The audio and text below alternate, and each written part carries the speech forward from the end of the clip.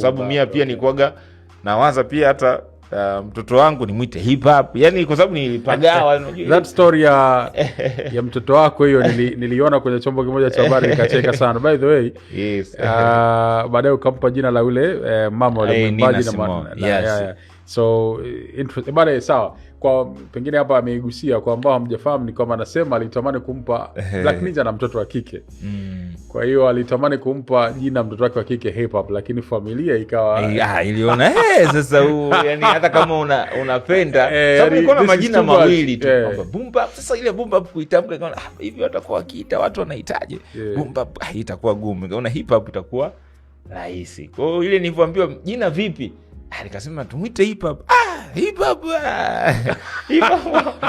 hip hop my sister wakakataa, wakaanza kusema majina yao. Nikamwambia ana hip hop safi. Sawa, very fresh sana. Yote ni kwa sababu ya mapenzi. Na unajua kuna wakati mimi nilikuwa nikisikiliza redio mfano, nikaa baadaye nikaa sio mpenzi wa redio. Nilikuwa napenda sana kusikiliza redio na kusikiliza vitu gani vinaendelea, kwa sababu mimi nimeanza kama mwandishi wa ushahiri wa kimapokeo na vitu kama hivyo, utunzi, maona riwaya na vitu hivyo. Sasa nilikuwa nikisikiliza hizi redio afu wanazungumza vibaya juu ya hip hop, mimi nilikuwa hadi natamani kulia.